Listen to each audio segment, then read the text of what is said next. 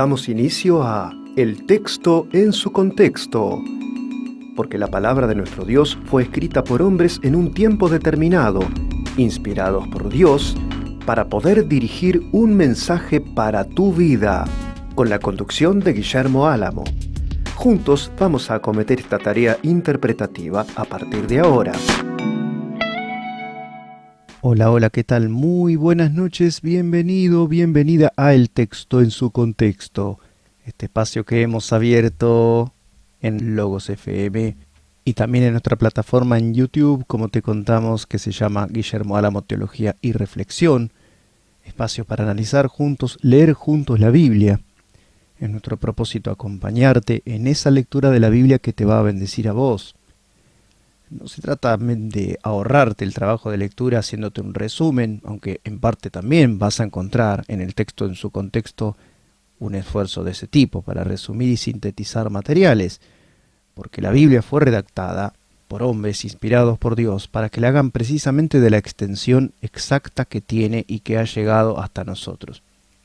Así que, digamos, mal estaríamos cumpliendo nuestra función si en lugar de ayudarte a leer por vos mismo las escrituras bíblicas, nosotros te suministráramos una especie de cómodo resumen. No se trata de eso, sino de comentar juntos las escrituras para acompañarte en tu propia lectura inalienable, lectura personal de la palabra de nuestro Dios.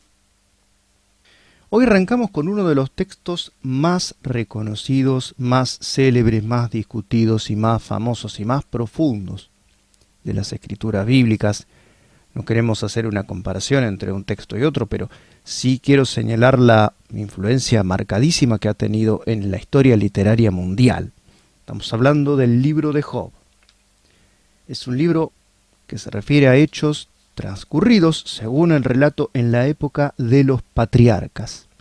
Así que es un libro del tiempo patriarcal. Ahora que tanto se habla de los patriarcas, supuesto de la era contemporánea, esto tiene que ver con el auténtico tiempo patriarcal propiamente dicho, o sea, estamos hablando de clanes generalmente nómadas, regimentados, protegidos, asistidos, gobernados por un señor, generalmente una persona acaudalada, como lo era en este caso nuestro protagonista de hoy, Job. Vamos a hablar del libro de Job, y es uno de esos textos que dejan a las personas en una situación de tener que afrontar las verdaderas cuestiones existenciales de la vida. ¿Quién no ha oído alguna vez la pregunta ¿y por qué existe el sufrimiento? ¿Por qué existe el dolor? ¿Por qué existe sobre la tierra el fenómeno del mal? Si es que, como ustedes dicen, hay en los cielos un Dios todopoderoso, justo y bueno. Es el problema del mal, al que la teología ha enfrentado con una de sus ramas más filosóficas que llamó Leibniz la teodicea, la justificación de Dios o la justicia de Dios. Es un tema difícil de agotar y es un tema que termina remitiendo al hecho de que Dios simplemente es el soberano, Él es Dios. Y esta es más o menos la conclusión a la que nos trata de llevar esta narración. Es una narración, te decimos, ambientada a los tiempos de los patriarcas. Estamos hablando de algunos siglos antes de Salomón y David, probablemente algunos siglos antes de Moisés inclusive. No hay una sola referencia a la ley de Dios, no hay una sola mención de la ley mosaica. Incluso este patriarca Job ofrece sacrificios, que es una función sacerdotal, lo cual va a estar estrictamente prohibido desde que Moisés baja del monte Horeb con las tablas de los mandamientos. Así que de ninguna manera está comprendido incluso dentro del pacto israelita. Es un hombre pre-israelita, este Job, este hombre de Oriente Medio enriquecido, este hombre al que el texto, ya vamos a empezar directamente con la narración, pero a este hombre al que se define como un hombre recto y temeroso de Dios, que vivía en la tierra de Uz, o sea, en alguna zona no del todo determinada entre Edom y Moab, al oriente del río Jordán, hacia el sur y hacia el sudeste, más bien, de la tierra que después van a poblar los hijos de Jacob, los israelitas. Así que el ambiente histórico es probablemente el que transforma a Job en una de las piezas más antiguas de la literatura conservadas hasta el presente y conservadas en su absoluta integridad, presuponiendo que este libro haya sido escrito por el propio Job o que haya sido escrito por un contemporáneo, lo cual no está claro en el texto. No se nos dice. De hecho, hay información a la que el propio Job no pudo de ninguna manera acceder. Así que no se sabe exactamente quién fue el autor del texto que llegó hacia nosotros, sí se sabe en qué tiempo vivió su protagonista y hay muchos datos que hacen muy fehaciente la narración entera, muy fidedigna, muy creíble, muy verosímil. No hay un solo anacronismo, no hay un solo error histórico en todo lo que se cuenta en Job.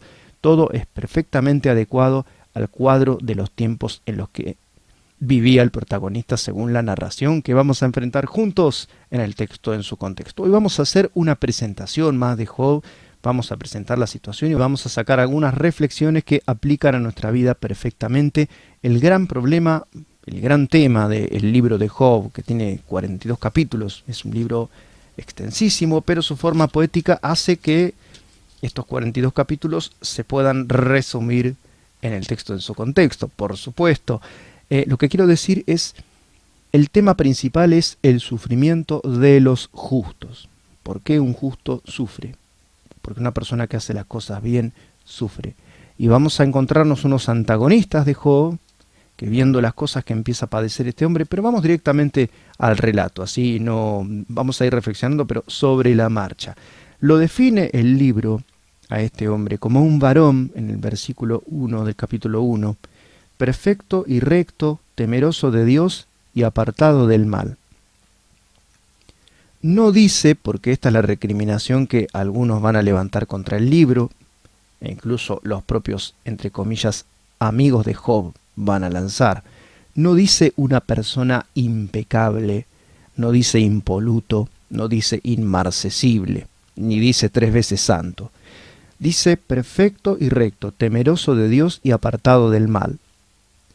Estamos hablando de un hombre del año 1200 o 1300 o 1400, no sabemos, antes de Cristo.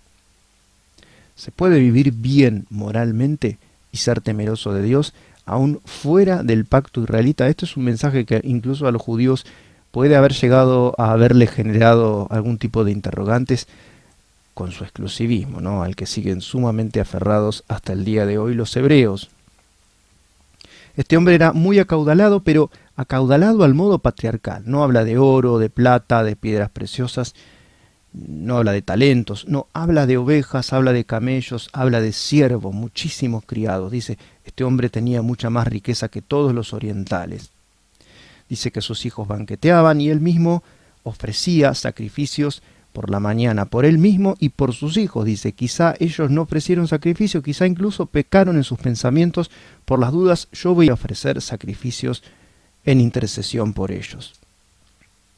Así que era un hombre sumamente preocupado por su propia espiritualidad y por la de los suyos. Tampoco era un indolente que no le importara la espiritualidad de su familia, no, era un sumamente responsable padre de familia y ejercía el sacerdocio que se espera hoy en día de los cristianos también. Dicho sea de pasada, todo cristiano varón, todo padre especialmente, tiene que ser el sacerdote de su hogar. La función sacerdotal es exclusivamente reservada en el hogar y ojalá se pudiera dar en todos los hogares, ¿no? Al varón, al padre de familia. Cuenta el texto en algo que nunca llega a conocimiento de Job, que un día vinieron los ángeles delante de Dios a presentarse, entre los cuales vino también Satanás. Es la primera vez que aparece mencionado Satanás como el adversario de las almas de los varones justos y piadosos, de la gente buena.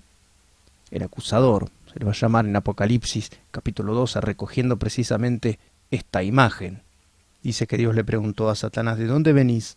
Dice, de rodear la tierra. Dice, ¿has visto que no hay ningún hombre como Job, como mi siervo Job, que es un varón perfecto y recto, temeroso de Dios y apartado del mal? La respuesta de Satanás lleva a Dios a desarrollar todo lo que sigue después como narración de los hechos que se van derivando de esto. O sea, es el desencadenante. ¿Acaso es gratis que Job teme a Dios? Lo enriqueciste, le pusiste un cerco alrededor. A ver, toca lo que tiene, vas a ver si no blasfema en tus propias narices. Eso le dice Satanás en respuesta a Dios, poniendo en duda la integridad de Job, diciendo, lo que dice de los creyentes hasta la actualidad. Por eso Apocalipsis capítulo 12 llama a Satanás, la serpiente antigua, el acusador de nuestros hermanos, el que los acusaba día y noche delante de Dios. ¿De qué acusa Satanás a los creyentes hasta el día de hoy? De servir a Dios por interés personal, por interés material, por ambición personal. Así que, hermano que estás escuchándome del otro lado, siempre tenés que poner en revisión cuáles son las motivaciones que te llevan a servir a Dios. Porque de lo que Satanás te va a acusar delante de Dios para retirarte su comunión va a ser de esto, de que lo estás haciendo en realidad por amor a vos mismo, porque tenés algún proyecto, algún plan, algo muy querido, y pensás que Dios puede transformarse en tu instrumento para cumplir tus sueños, metas y anhelos personales. O sea, no temes a Dios por lo que Él es, sino por lo que puede darte. Esta era la acusación de Satanás, y Dios le extiende a Satanás el permiso de tocar los bienes, todo lo que tiene Job, todo lo que le había dado él a Job. Dice que los hijos de Job estaban comiendo en la casa del primogénito, comían y bebían vino, dice el texto. Empiezan a llegarle mensajeros a Job. Primer mensajero: los sabeos invadieron y mataron a todos los criados, solamente yo vine para darte la noticia. Los sabeos eran hombres de Sabá. Se supone que esto queda en la zona de Yemen, muy al sur de Arabia, pero eran unos pueblos que eran nómadas, y en aquel tiempo, en los tiempos patriarcales, no después, eran pueblos dedicados al saqueo, a la piratería, al robo. En los tiempos de Salomón ya eran pueblos dedicados y prósperamente al comercio. Así que hasta estos detalles permiten datar en los tiempos patriarcales lo que se está contando. Apareció inmediatamente, y mientras hablaba el primer mensajero, un segundo mensajero. Dice que bajó fuego del cielo y consumió tanto a las ovejas, propiedad de Job, como a los pastores. Un tercer mensajero aparece inmediatamente y dice lo mismo que el anterior prácticamente, ¿no? Dice, vinieron 3 escuadrones de caldeos, o sea, de los que después van a ser los babilonios. Dice, se llevaron todos los camellos y mataron a los criados. Solamente vine yo para darte la noticia. Mientras hablaba apareció un cuarto mensajero, con qué sincronización prodigiosa además, ¿no? Para que sea reciamente puesta a prueba la fe y la perseverancia y la piedad de Job. Un cuarto mensajero le dice que bajó un viento del desierto, hizo caer la casa donde estaban reunidos los hijos de Job, y todos ellos murieron, y solo yo, le dice el criado, como los anteriores, escapé para darte la noticia. Dice que Job rasuró su cabeza, rasgó su manto y se postró en tierra y adoró lo inaudito en expresión de piedad humana. Habiendo recibido estas 4 noticias de creciente desastre, abatiéndose contra él o contra sus cosas, contra sus bienes, contra sus seres queridos, él se postró en tierra y adoró. Y dijo, desnudo salí del vientre de mi madre y desnudo volveré allá. Dios dio y Dios quitó. Bendito sea el nombre de Dios. Dice que en todo esto, aclara el texto, no pecó Job, ni le atribuyó a Dios ningún despropósito. En la circunstancia extrema de la prueba que cualquier persona piadosa puede llegar a sufrir. Y es la respuesta a la pregunta de si pueden las personas que hacen las cosas bien sufrir o no. El otro día leía un cartel en las redes sociales de un teólogo muy renombrado. No quiero hacer leña de la postura teológica, ya bastante atacada también, bastante repelida últimamente, pero dice, no preguntes por qué le pasan cosas malas a la gente buena, porque hubo una sola persona buena y murió en la cruz. Bueno, el libro de Job te dice que sí, que hay personas que hacen las cosas bien, personas justas, piadosas, temerosas de Dios, a las que les pasan cosas malas. Este argumento de este teólogo va a aparecer en boca del primero de los amigos que después van a hablar con Job, y de eso nos vamos a ocupar en nuestro próximo mensaje. Ahora sigamos con lo que sucedió en el capítulo 2 de Job. Job, a propósito, quiere decir donde está el Padre. Es un nombre que alude a la presencia de Dios. Es precioso. Todo en el libro de Job está tan henchido de profundidad, de significado. Hace todo tanto sentido. Es tan conmocionante, tan profundo. Dice que otra vez vinieron los ángeles ante la presencia de Yahvé, de Dios, y Satanás también vino con ellos. Dios le remarcó: me hiciste atacarlo, me hiciste tocar su vida. Pero mira, el hombre retiene su integridad. Aún en estas circunstancias que está pasando, él retiene su integridad. Satanás responde: atacalo a él. Nadie valora nada más que su vida. Va a blasfemar en tu propia presencia cuando le toque su cuerpo. Dios le da permiso para tocar el cuerpo de Job, pero no para quitarle la vida. Dice que Satanás causa en el cuerpo de Job una sarna maligna y hedionda, maloliente, que desde la cabeza hasta los pies afecta todo su cuerpo. Se rascaba con un trozo de una vasija, sentado en ceniza. Entonces aparece uno de los personajes más pobres, pero bueno, más tremendos, no voy a decir siniestros, pero la verdad, ¿qué puedo decir? Le pregunta a su esposa: ¿aún retienes tu integridad? Bendice a Dios y muérete. Textualmente decía bendice a Dios, pero quería decir maldice a Dios. Esto porque los hebreos no aceptaban ni siquiera escribir maldecir a Dios, pero lo que ella dijo realmente se entiende que fue justamente maldice a Dios y muérete. Alguno dirá, pero es la respuesta natural de una mujer viendo sufrir a su marido. Sí, pero es una respuesta demasiado natural. Lo que Job le dice además es modélico, ni siquiera la insulta. Le dice: como cualquier mujer necia has hablado.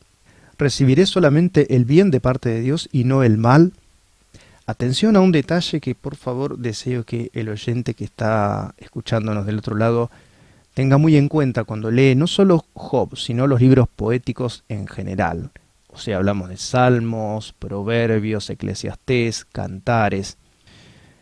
Estos textos no forman doctrina, no hacen doctrina. Tienen algunas partes donde nos pueden enseñar algunas cosas acerca de Dios, pero no son una fuente de doctrina definitiva.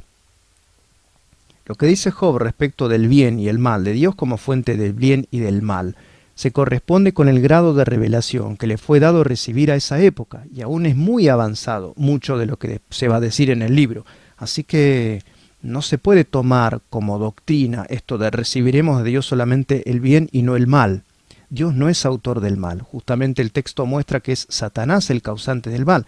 Este es un detalle que el Job histórico, el Job real, por lo menos según nos cuenta la narración, ignoraba. Él no sabía que el mal le venía de Satanás. Pensaba, como era usanza seguramente en los tiempos patriarcales, que las cosas malas y las cosas buenas venían ambas de una sola fuente, que era el soberano y, para Job, el inescrutable Dios. Dice que se enteraron 3 de los amigos de Job, después va a aparecer un cuarto, pero en principio estos 3 se enteraron y se pusieron de acuerdo y se reunieron. Vinieron con el fin de consolarlo. Por las regiones que menciona estaban separados por centenares de kilómetros entre sí y respecto de Job. Así que este viaje, que en el texto no se consigna, pudo muy bien haber demorado meses. O sea, desde que le suceden todas estas desgracias a Job hasta que se reúnen para, entre comillas, consolarlo, pasan meses. Dice que al llegar cerca de él, desde lejos no lo podían reconocer. Así que lloraban a gritos y se lanzaban polvo sobre sus cabezas en señal de duelo y de quebrantamiento. Estuvieron junto a él o cerca de él, quizá no tanto, por miedo de que se les pegara la llaga. Dice que estuvieron sentados en tierra 7 días y 7 noches en perfecto silencio, sin hablarle a causa del quebranto que veían en su amigo. Las cosas que le van a decir estos amigos no tienen nombre, pero lo que más a uno lo sorprende es que a veces he visto citadas estas frases como si expresaran doctrina de parte de Dios, porque son frases que parecen inspirar a ciertas corrientes del cristianismo contemporáneo. Lo voy a decir sin pelos en la lengua, por ejemplo, el Evangelio de la Prosperidad o las ideologías meritocráticas. Si a alguien le va mal es que hizo mal. Si alguien es pobre es porque no estudió ni trabajó. Siempre se cosecha lo que se siembra, así que a los buenos les va bien, a los malos les va mal. Bueno, con esto más o menos di un resumen de lo que van a replicarle los amigos, entre comillas, a Job cuando empiece a manifestar su quebranto y su dolor. Es toda una gran expresión de dolor de Job y son acusaciones de parte de estos señores que se vinieron desde tan lejos para consolarlo. Bueno, con consoladores así, ¿para qué necesitamos los que nos van a tirar abajo, no? Algunas conclusiones para nosotros: el dolor, el gran tema del dolor de los justos, del sufrimiento de los justos, y cuál es el sentido, por qué ocurren algunas cosas y por qué Dios a veces se reserva algunas cuestiones, es uno de los temas que va a recorrer las páginas de este libro tan antiguo, que tiene una forma a medio camino entre el drama, o sea, como si fuera una obra de teatro, donde hay personajes que toman la palabra uno tras otro y se replican y contraargumentan entre sí. También hay un lenguaje marcadamente poético, hay su toque también de literatura sapiencial, algunos elogios y palabras sobre la sabiduría, y hay esta apertura y esta clausura donde lo sobrenatural irrumpe y toma parte y motoriza los hechos de los cuales los seres humanos a veces no tenemos una comprensión del todo clara. De todo eso vamos a seguir hablando en nuestro próximo audio del texto en su contexto. Dios te bendiga. Así llega a su fin el texto en su contexto. No te vayas, seguí conectado con nosotros. En breve, la segunda parte de este estudio bíblico.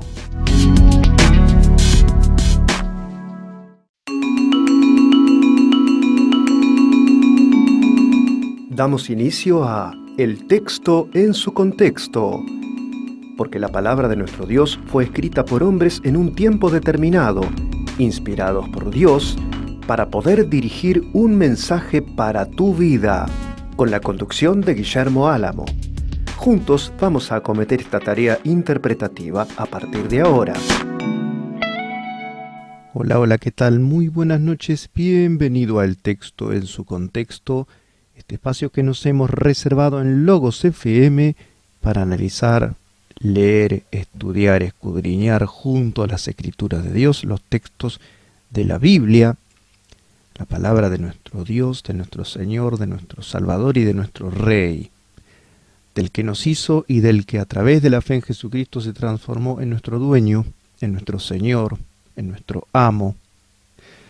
Qué bueno que es poder contar con la guía de un Dios que está interesado por nosotros, de un Dios que nos cuida, de un Dios que nos guarda, que así como nos creó con sus manos prodigiosas en el vientre de nuestra madre, así también nos cuida todos los días, si buscamos de Él, si tememos su nombre, si creemos en la cruz de su Hijo amado Jesucristo. Acá estamos como su pueblo, leyendo juntos la palabra, tratando de profundizar en las enseñanzas que Él se propuso transmitirnos a través de estos escritos prodigiosos en cuanto al valor de lo que revelan, de los conceptos, de los valores que transmiten, de las enseñanzas, de la doctrina. No hay un texto que pueda ponerse ni remotamente cerca de las Escrituras en cuanto al valor de las enseñanzas reveladas por un Dios que todo lo sabe y que también, por cierto, sabe dosificar muy bien esa información para que nos llegue en la medida justa a nosotros que somos limitados, humanos, débiles y que no tenemos para nada un intelecto infinito como Él sí lo tiene. Estamos leyendo juntos el libro de Job, una de las perlas literarias de la Biblia. Esto es algo reconocido por muchos, incluso por algunos de los que parodiaron esta obra. No me voy a referir a ellos, pero es una obra de un valor literario absolutamente descollante. Ya nos metimos en algunas cuestiones del género literario. Evaluada desde el costado griego, podemos decir que es una combinación de poesía y drama, con un encabezado y un cierre donde aparecen elementos sobrenaturales que de ninguna manera son un deus ex machina como aparecen en el teatro de Eurípides, sino que justamente lo que hacen es desnudar que la verdadera trama estaba en un lugar muy lejano al que siquiera sospechaban Job y sus así denominados o autodenominados amigos que vinieron desde tan lejos, desde centenares de kilómetros de distancia los unos respecto de los otros, hasta donde estaba Job, rascándose con un trozo de arcilla de alfarería, un tiesto, un trocito de vasija.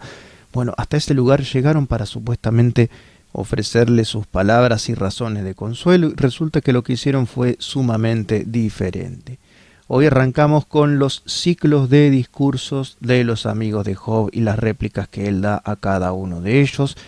Este varón que, siendo, como cuenta el texto bíblico, perfecto, recto, temeroso de Dios y apartado del mal, incluso esto lo reconoce Dios mismo en el texto de Job, a pesar de eso es blanco de una prueba. Es un concepto capital, el concepto de prueba. No contempla que Dios no sepa cuál va a ser nuestra reacción, sino que tiene que ver con algo que Dios se propone realizar en nosotros y demostrar a través de nosotros, demostrarle a los demás seres humanos y demostrarle, ¿por qué no?, a Satanás, que sigue acusándonos, como el primer día, de servir a Dios por interés personal, por motivaciones egoístas. De esto lo había acusado Satanás a Job, cuando Dios le dice: ese es un hombre perfecto, recto, temeroso de mí y apartado del mal. Satanás dice: toca lo que tiene. Después le dice: toca su cuerpo. Dios le permite a Satanás que le quite todo lo que tenía en el plano material, incluso en el plano afectivo, y por último también lo hace blanco de una llaga maligna y pestilente. Se queda solo Job, reunido con sus así denominados amigos, y comienza a lamentarse después de 7 días de perfecto silencio en común. Reniega del día de su nacimiento. Job expresa una especie de deseo retrospectivo de haber sido abortado. Presupone en su discurso, insistimos que Job no genera doctrinas, son desahogos, son expresiones, estamos en el género muy cercanos al registro poético, estamos una cosa intermedia entre lo que llamaría alguno la función expresiva y la función poética. La función expresiva es cuando el mensaje expresa lo que siente o piensa el emisor. La función poética surge cuando la mirada del que recibe el mensaje va a parar hacia la forma en que se expresa ese mensaje. Hay una cosa intermedia, esto es muy típico de toda la poesía hebrea, que no llega a ser exactamente poesía como se entiende en Occidente, sino que está ahí, a medio camino, como te decimos. Supone Job, como decimos, que los justos y los niños reposan en la muerte sin dolor. Después dice una cosa que dio lugar a alguna mala interpretación, sobre todo por determinadas corrientes que piensan como los amigos de Job. Ya dijimos esto, ¿no? Lo del evangelio de la prosperidad o del éxito. Dice Job: el temor que me espantaba me vino, y me aconteció lo que yo tanto temía. Bueno, ¿qué dicen estos señores? Opinan que Job no tuvo fe y que como tuvo miedo, el miedo atrae la maldición y el castigo. Job estaba hablando del temor abstracto que tenemos todos nosotros a que nos sucedan determinadas cosas. Cuando uno valora mucho algo, lo que sea, el elemento material o la persona que más valores, siempre hay una especie de conciencia abstracta en nuestra cabeza de que algún día podríamos llegar a perder ese bien o esa persona que tanto valoramos. Pero eso no es un temor que lleve consigo castigo, como está escrito en el Nuevo Testamento. Se habla de otro temor, no es este tipo de temor. Este temor que expresa Job es común a todos los seres humanos, absolutamente.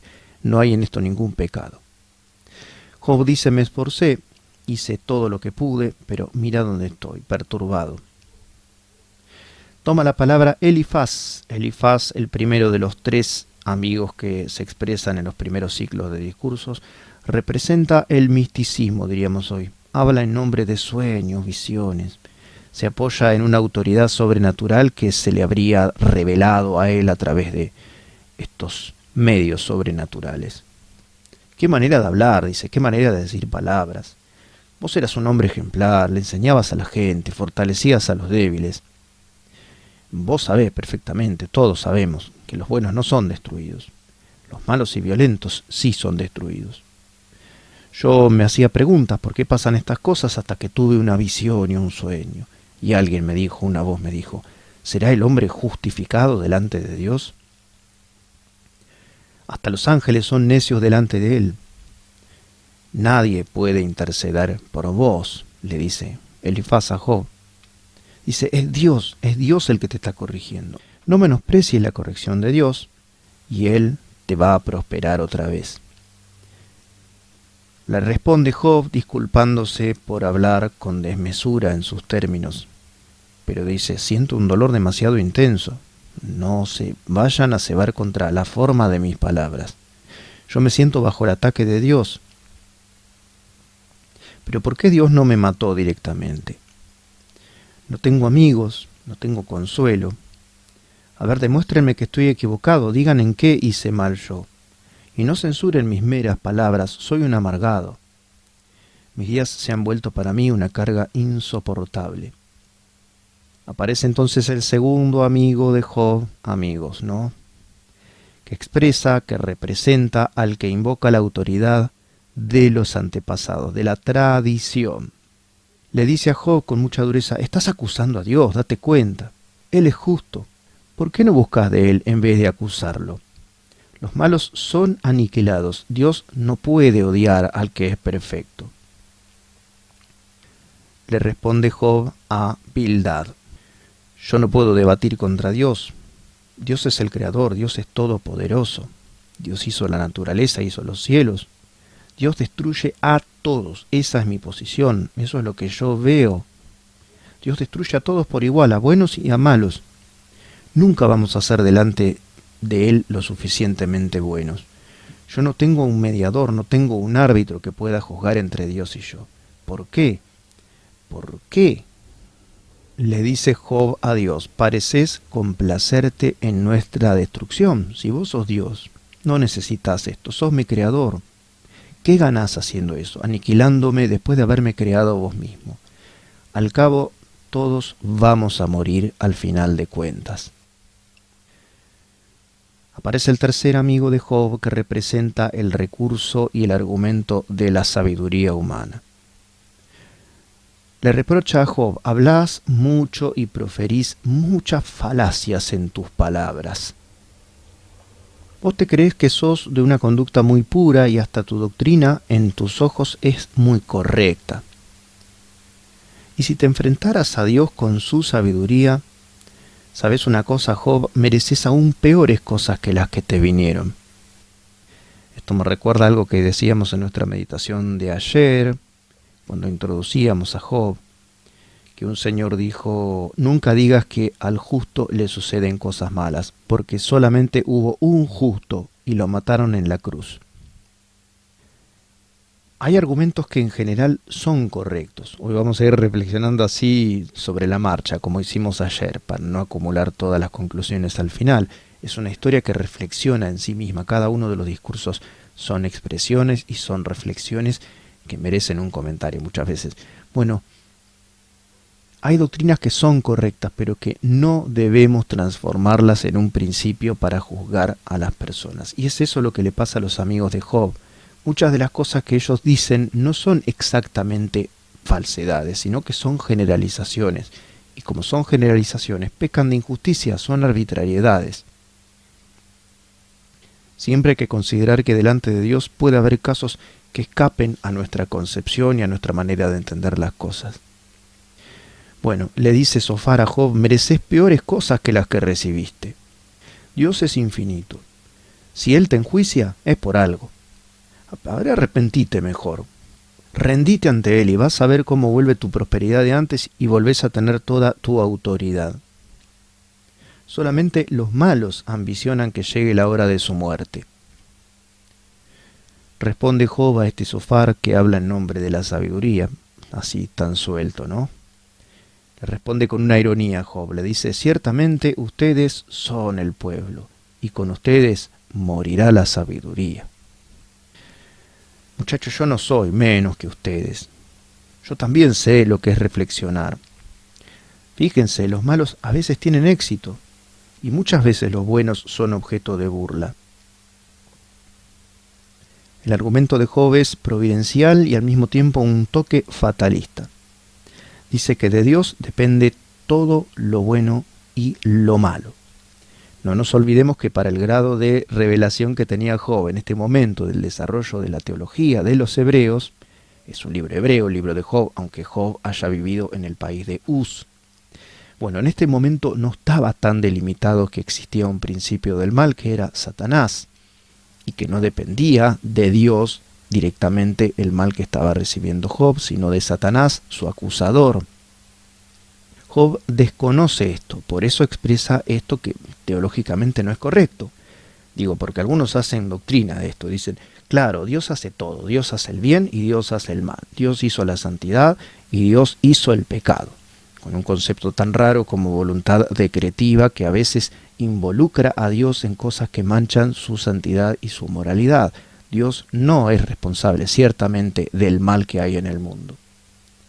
Sigue Job. Ustedes arman relatos mentirosos. Ustedes son comparables a médicos que no curan a su paciente. Prueben con quedarse callados y más de uno va a pensar que son sabios. Dice Job, yo no me voy a matar. Por supuesto que no voy a hacer eso. Pero aunque Dios me quite la vida, en Él voy a esperar. Es la primera de muchas veces que expresa Job su fe en una recompensa y en una vida post-mortem. Incluso él está esperando una justificación después de su muerte física. Ya estaba muy enfermo, no podía ni vivir, así que no contemplaba como una cosa muy extraña ni muy lejana para él la perspectiva de terminar muriéndose. Le dice a Dios, Job, ¿por qué me condenás por mis pecados de juventud? Yo estoy deteriorado. Mis días son como los de un jornalero, dice esto, una y otra vez lo dice, ¿no? Espero y espero que llegue mi salario, pero no llega. Su salario en este caso representa de manera bastante evidente la muerte y el reposo final de todos sus dolores. Dice otra vez Job hablando de la perspectiva de una justificación y un premio después de su muerte. Pero aunque el árbol sea cortado, todavía hay esperanza. Entonces llamarás y yo responderé, dice Job. Es que es admirable absolutamente todo esto, ¿no? Como en medio de su refriega interna y tratando de responder a sus insólitos amigos, Job expresa las más profundas de las verdades espirituales. Él las expresa a modo de expectativa, como un deseo, como un desideratum. Pero la verdad es que es esto lo que más adelante se va a ir revelando en la historia bíblica, que existe ciertamente una justificación y una esperanza para los hombres después de la muerte. En el segundo ciclo de discursos retoma la palabra Elifaz, ya estamos por el capítulo 15. Acusa a Job de ser tramposo con sus palabras y de ser engreído. Vuelve sobre este concepto teológico que decimos, ¿no? El hombre es extremadamente malo. Dios no se fía ni aun de los más piadosos. Solamente los impíos sufren, porque son soberbios y porque odian a Dios. Job le responde, muchachos, ya escuché eso muchas veces. Ustedes son unos consoladores molestos. Lo único que saben hacer ustedes es acusar y acusar. Qué cómodo que es estar en el lugar de ustedes. Pero si a mí me tocara consolarlos a ustedes, preferiría justamente aliviar su sufrimiento. A Dios le dice Job, tu furor me despedazó. Acá están quizás las palabras más duras de Job en relación a su sufrimiento, que él estimaba injusto y que lo era en cierta forma. Yo no merecía esto, yo soy íntegro. Ahora mis amigos se dedican a controvertirme, pero yo tengo como único testigo a Dios. Lo único que hacen es denunciarme. Por favor, Dios, abrí su inteligencia. Y dirigiéndose a sus amigos le dice, ustedes no son sabios. Bildad retoma la palabra y dice, vos estás furioso y querés que hasta la naturaleza abra su boca para expresar tus sentimientos. Pero a los malos, a los pecadores, a los impíos les aguarda solamente temor, sorpresas desagradables, desengaño, enfermedad y muerte prematura y sin descendientes. El grado de dureza, de crueldad que tienen estas palabras para un hombre que lo ha perdido todo es inconmensurable. Metió el dedo en la llaga muy feo Bildad en este momento, en este pasaje. Job le dice a Bildad, ¿no les da vergüenza insultarme así? Piensen en mi situación. Dios, mismo me declaró la guerra. ¿No tienen miedo ustedes?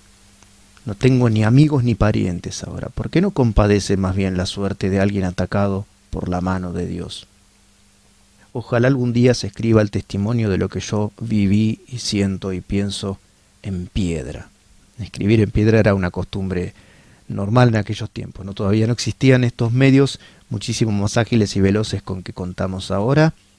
Era todo menos efímero también. Escribir era un acto sumamente excepcional, así que por eso habla de escribir en piedra.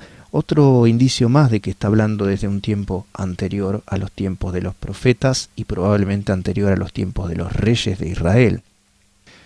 Y una de las frases que quedan como de lo más sensacional y asombroso, porque acá habla en modo incluso profético. Es difícil escapar a la impresión de que son palabras mesiánicas de Job.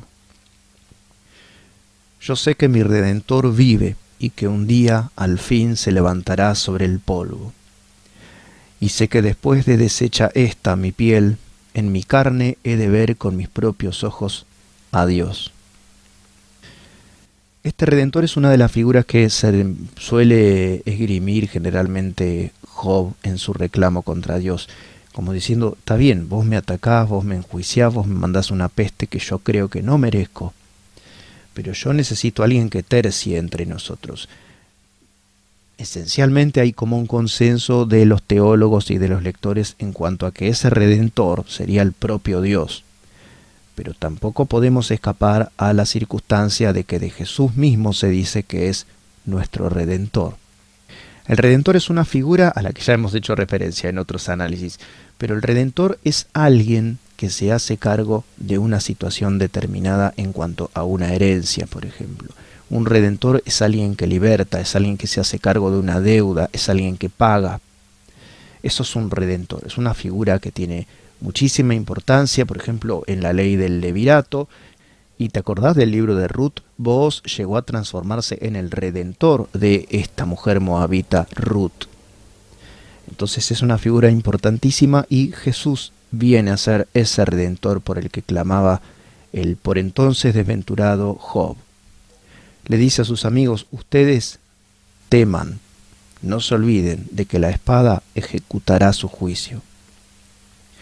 Zofar le responde, la alegría de los malos es fugaz.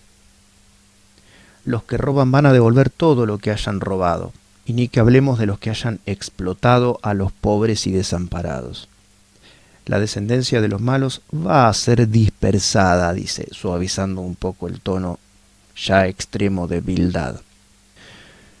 Job le replica, yo no me quejo de humanos. Fíjense por ustedes mismos, los malos la pasan bien.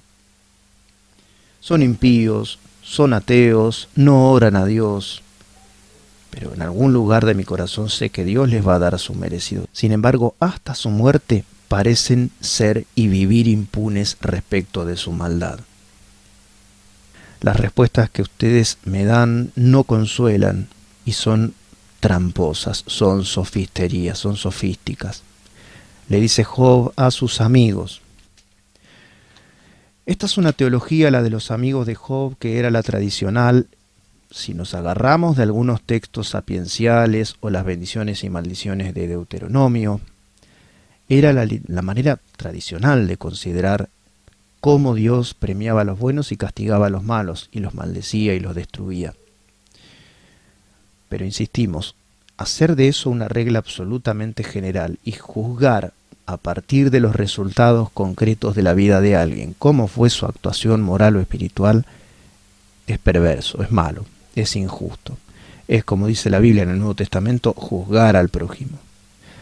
Y hay más de uno que tiene un pensamiento proclive a pensar así. El Evangelio de los sueños, de la realización personal, la dichosa meritocracia en política, lo que hace es eso, es cebarse sobre el destino de los desventurados de la tierra.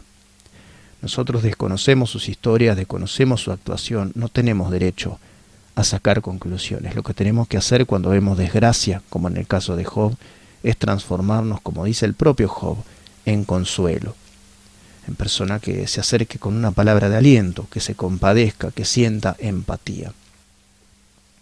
En ningún momento Job va a hablar del amor en estas líneas, Pero se trata de eso en definitiva, y para eso Jesús vino al mundo.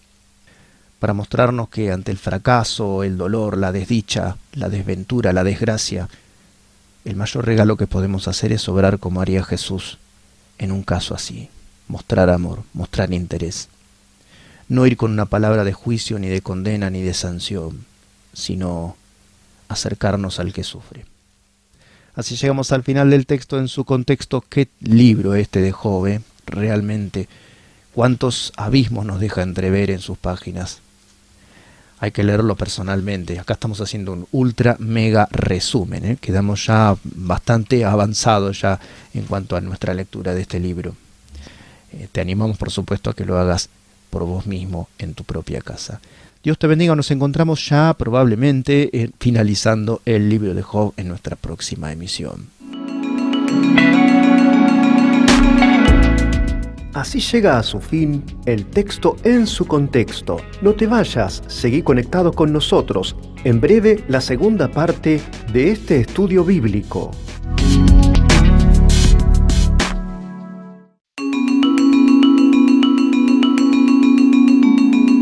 Damos inicio a El texto en su contexto, porque la palabra de nuestro Dios fue escrita por hombres en un tiempo determinado, inspirados por Dios, para poder dirigir un mensaje para tu vida, con la conducción de Guillermo Álamo.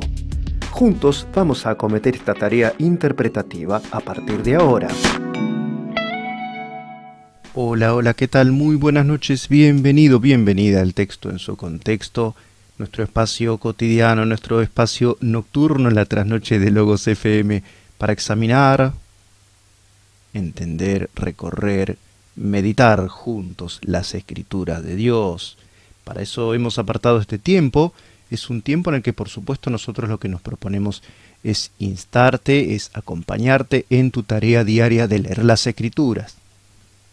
Por supuesto, lo que nosotros nos proponemos, siempre lo señalamos en este espacio, es acompañarte en tu lectura diaria de las Escrituras. No suplantarla ni servir de resumen, por supuesto, aunque también facilitamos un trabajo de resumen. Estamos en nuestra tercera entrega de uno de los libros más profundos que puedas leer en tu vida, que es el libro de Job. El libro de Job es toda una experiencia en sí mismo, hay que leerlo. Nosotros te vamos a dar un mega resumen. Fíjate que son 42 capítulos que vamos a liquidar en 3 encuentros lo más abreviados posible. No nos fue para nada fácil esta tarea, vamos a ver cómo la hacemos. Estamos en ese texto en el que se habla de la prueba a la que es sometido un hombre absolutamente íntegro, piadoso, bueno, interesado en los demás, en la suerte de los demás, y no solo en la marcha de sus propios acontecimientos y su propia familia. Esto era Job, un hombre acaudalado, un hombre al que Dios había bendecido en extremo, pero que de pronto tiene que demostrar su absoluta integridad en circunstancias dramáticas y de una enorme, así lo entendía él, desgracia, una calamidad que le vino de pronto sobre su familia y sobre todos sus bienes y aún sobre su propia salud física, trayendo repercusiones dolorosísimas para él, en todo sentido. Pero quizá esto no fue lo peor que tuvo que afrontar una mujer que le recomendó maldecir a Dios y morirse de una vez por todas en medio de sus torturas, y los consejos de estos amigos suyos que lo único que hacían era afilar sus lenguas contra él y acusarlo cada uno de cosas peores que el anterior. Estamos en el tercer ciclo de discursos, retoma la palabra Elifaz, que es el primero que acusa, es el acusador en jefe de los amigos de Job.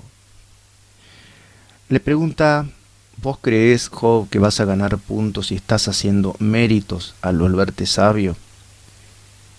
Pero si Dios te juzgó, seguro que inocente no sos. Tenés que ser muy malvado, seguramente lo fuiste. Fuiste insensible, fuiste explotador, egoísta y jactancioso. Vos te figurabas que quedarías impune o que Dios no te veía por estar muy lejos de vos. Todos los malos piensan exactamente así. Pero cuando son juzgados, los justos se alegran.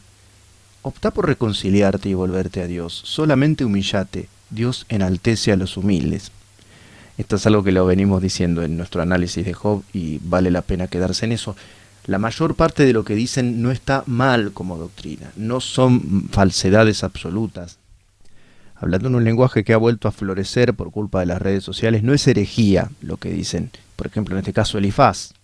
Es el resumen de lo que debe pensar toda persona piadosa, que hay que hacer el bien y que si uno hace el mal se tiene que arrepentir y que si uno se arrepiente Dios lo prospera. Lo que estaba mal era la aplicación que estaban haciendo a la persona de Job.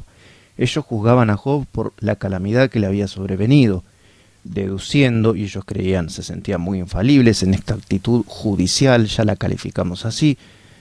Bueno, ellos veían en Job algún tipo de culpa, decían, no puede ser inocente alguien que esté así, viviendo en un basural, afeitado todo su cuerpo, privado de su familia y de sus bienes.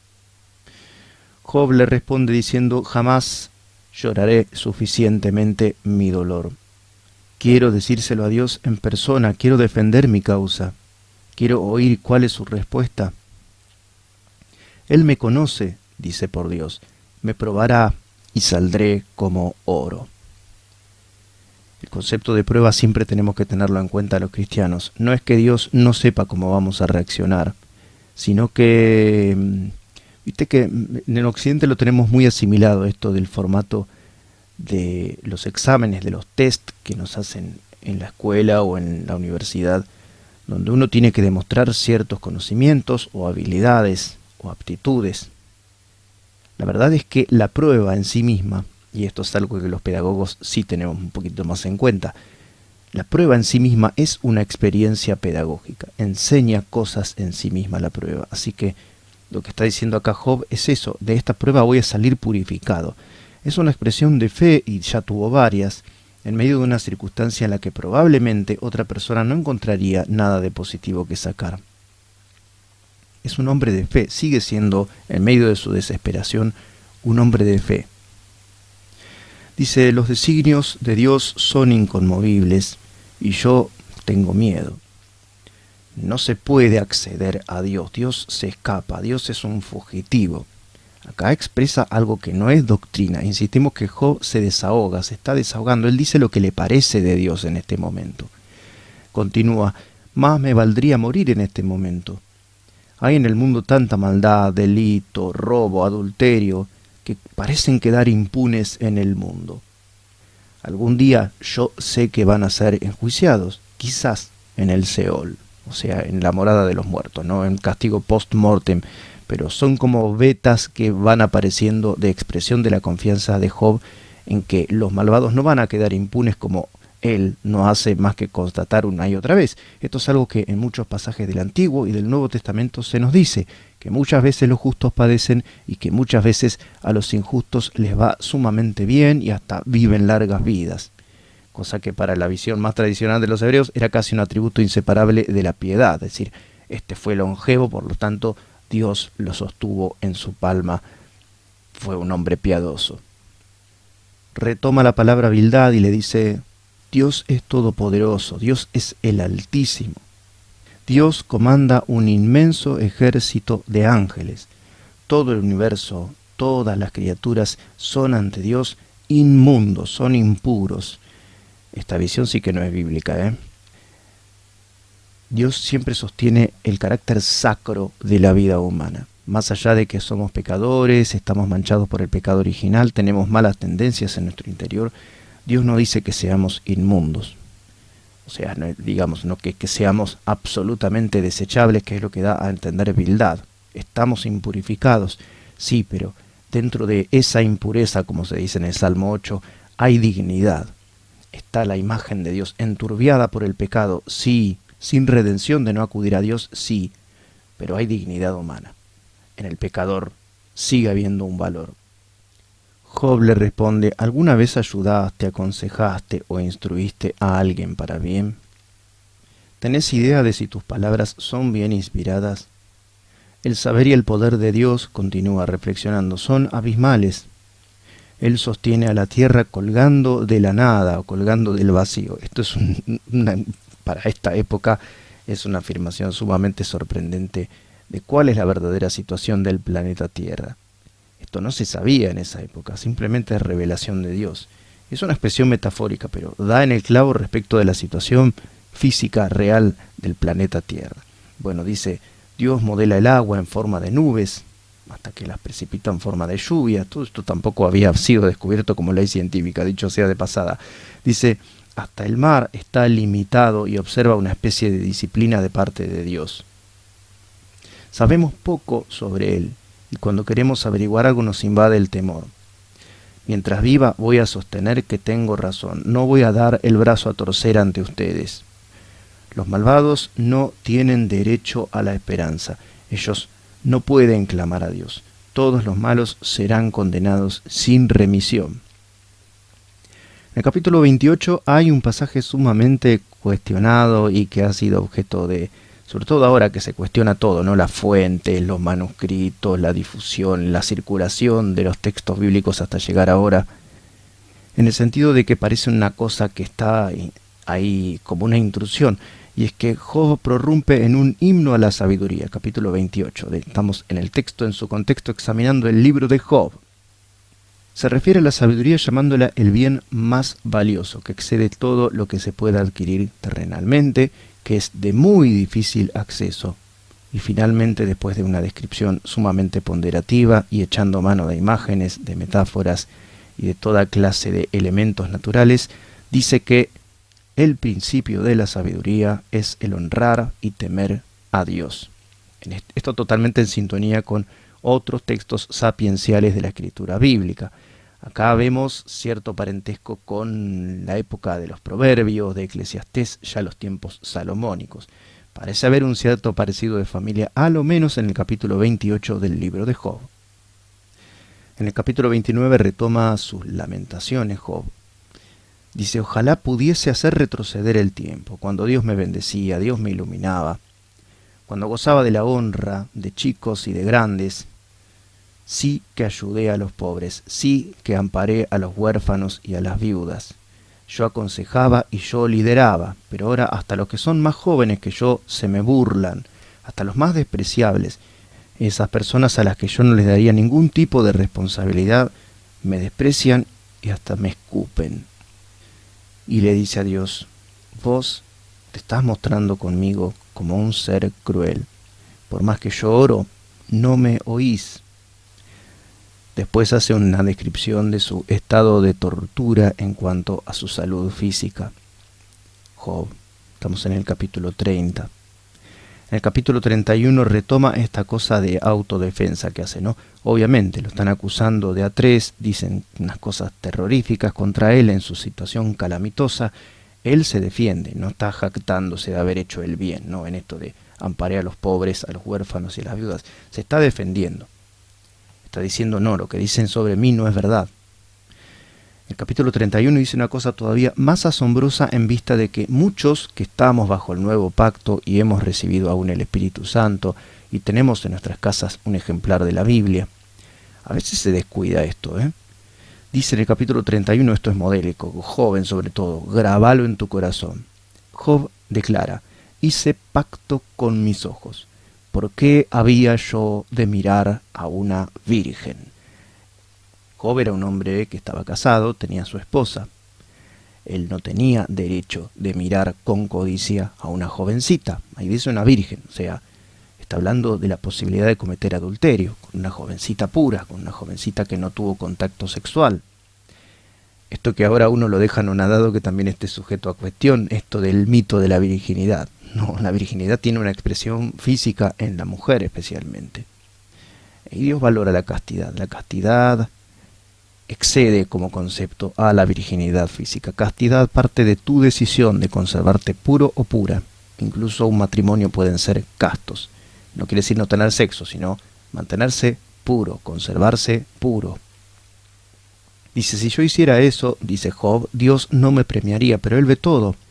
Júzgueme Dios según mi obrar, y si hice algo malo que me condene, si fui adúltero, si fui insensible, si exploté a los pobres, si fui codicioso, si fui avaro o materialista, o si cedí ante la crueldad, o me mostré gozoso ante la ruina de otros. Esto que llamamos tener un espíritu judicial. Hay gente que goza viendo que determinadas personas son barridas o sufren algún tipo de descalabro personal. Hay que tener un cuidado tremendo porque eso no es conforme a la misericordia de Dios. En el capítulo 32 entra en escena un personaje adicional, un cuarto amigo, que parece que cayó después por la reunión, apareció después que los otros. Este Eliú es un joven, es intrépido, es sumamente verborrágico y va preparando la escena para la aparición del gran protagonista que es Dios. Así que va formando una especie de redoble de tambores, de tensión en el ambiente que incluso se traslada a lo climatológico. Vamos a exponer lo que dijo, es extenso, Dijo, a ver, muchachos, no por ser ustedes mayores que yo, son más sabios, dice. Quizá no sea el más cruel de los discursos de los amigos de Job, pero sí es el más irritante. Dice, ustedes... Esperaba que diera una respuesta a Job, pero no la dieron, así que voy a hablar yo. Ustedes no reprendieron como correspondía a Job. ¿Qué pasó? ¿Se quedaron sin argumentos? Voy a decir todo lo que está inflando mi pecho y bulle por salir y expresarse. Job, te oí que te declaraste inocente, que pensás llevar a Dios al banquillo de los acusados. Dios puede hablarnos, a veces a través de sueños, a veces a través de gente sabia que intercede y nos habla de parte de Él. Si me dejas, yo te voy a instruir. Job, sos muy malo, sos muy malicioso y sos burlón. Te oí decir hasta que no sirve para nada al hombre obedecer a Dios. Cuando pasa un poderoso humano, a duras penas nos atreveríamos a tildarlo de injusto. ¿Y vas a acusar a Dios, que tiene poder para juzgar aún a los hombres poderosos? Además de malo, agrego, sos rebelde.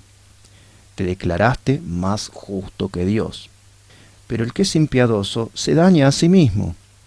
Hablas en demasía y todavía Dios no te juzgó todo lo que merecías. Él te está llamando, Él te está esperando para que te conviertas, para que te arrepientas. No le podés enseñar a Dios. Dios es eterno. Dios es el que congrega las gotitas de agua en forma de nubes. Dios hace que el sonido de estrépito acompañe a estas nubes, esas nubes que lo encubren a Él como una cortina y nos impiden ver su rostro. Ese trueno que escuchamos, dice, de pronto lo climatológico irrumpe en el discurso de Eliú. Dice, ese trueno expresa su indignación, es esa tormenta, es el enojo de Dios contra las maldades del mundo. Mi corazón está estremecido, dice Eliú. Ya su elocuencia empieza a contaminarse de miedito. Dice, escuchá su voz, escuchá la voz de Dios, reflexioná. Semejante maravilla como la que estamos presenciando nos deja atónitos y mudos.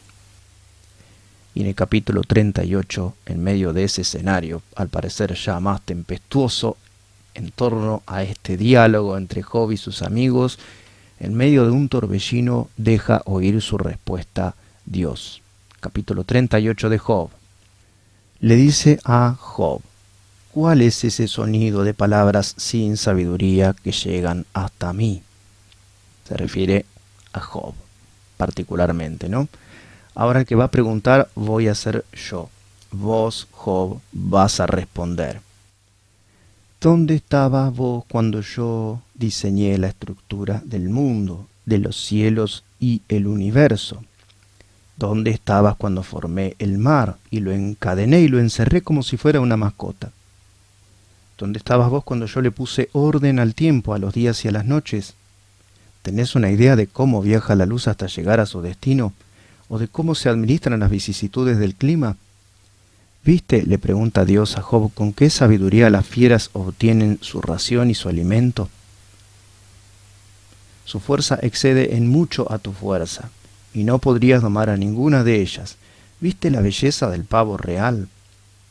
¿Te has dado cuenta del brío y del carácter intrépido e impávido del caballo, al que no le importa ir a la guerra? ¿Es de sabios discutir con el Omnipotente?, dice Dios a Job. Primera respuesta de Job: una vez hablé, pero ahora no responderé. No volveré a hablar. Sigue diciéndole Dios: ceñite los lomos, o sea, ponete como un hombre dispuesto a trabajar, o a esforzarse, o a luchar, o a comparecer en este caso, ¿no? Ceñí tus lomos y contestá. Me estabas acusando de ser injusto. El día en que tengas mis atributos, te oiré. ¿Tenés noción de lo que es Behemoth, de esa bestia que come hierba, cuya cola es como ramas? ¿Que ni armado de una espada podrías contra él? Bueno, yo sí podría. Se refiere probablemente, esta es una de las grandes discusiones, después hay una inmediatamente a renglón seguido, ¿no? Pero Behemoth parece que es una mención del hipopótamo, salvo, porque se refiere a una bestia herbívora enorme, de piel muy dura, y que puede tranquilamente exterminar a un ser humano.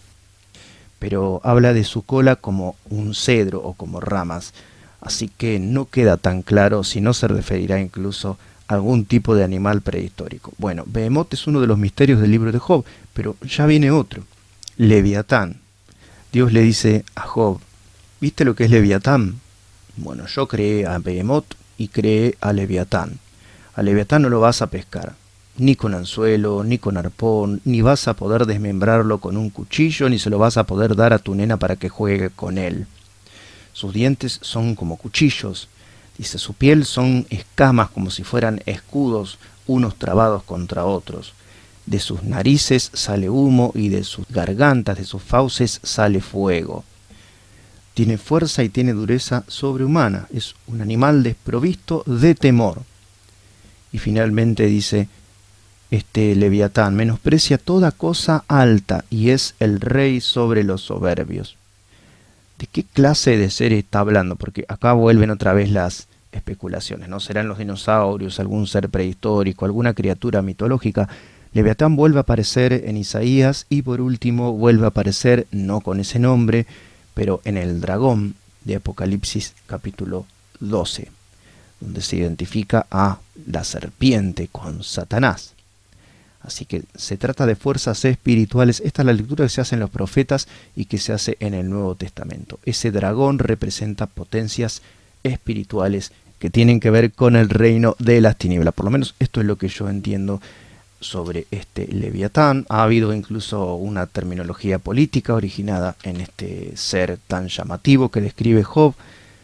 Pero bueno, eso ya no nos vamos a meter, no es análisis bíblico, sino politológico.